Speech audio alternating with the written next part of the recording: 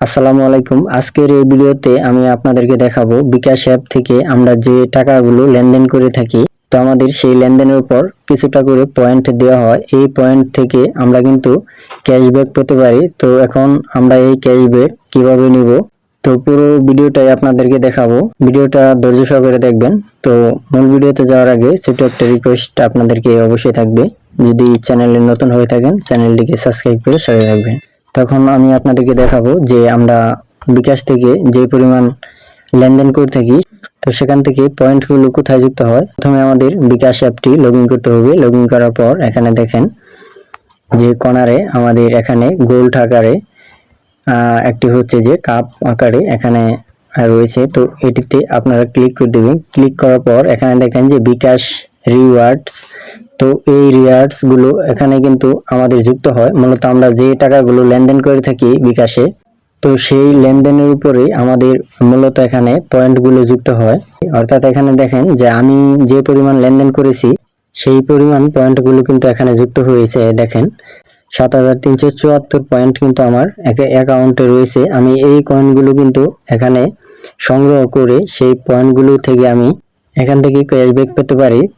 তো এখানে দেখেন যে কিওয়ার্ড সবগুলো দেখুন, তো এই অপশনটিতে আমরা ক্লিক করব। ক্লিক করার পর এখানে দেখেন যে আসলে কার কি ব্রাঞ্চে আপনার প্রথমত আপনার যে টাকাগুলো লেনদেন করবেন সেই টাকা লেনদেনের অনুযায়ী যে ব্রাঞ্চগুলো রয়েছে সেই পরিমাণে কিন্তু আপনাকে এখানে যে কয়েনগুলো যুক্ত করেছেন আপনি কোন ব্রাঞ্চে আছেন সেইগুলো সব ব্রাঞ্চে কিন্তু এখানে দেখাবে। তো যেমন প্রথম branch silver, titanium, gold, platinum বা ডায়মন্ড।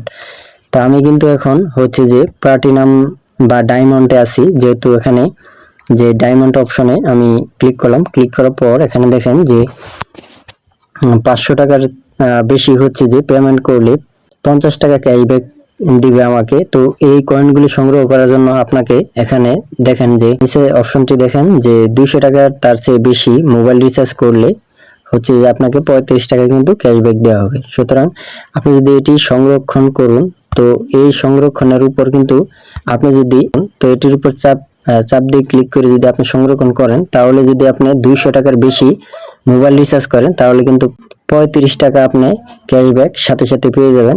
তো মূলত আসলে এই বিষয়টা আমরা অনেকেই জানি না যে অ্যাপ থেকে লেনদেন করলে আমাদের যে পয়েন্টগুলো যুক্ত হয় আসলে কোথায় যুক্ত হয়।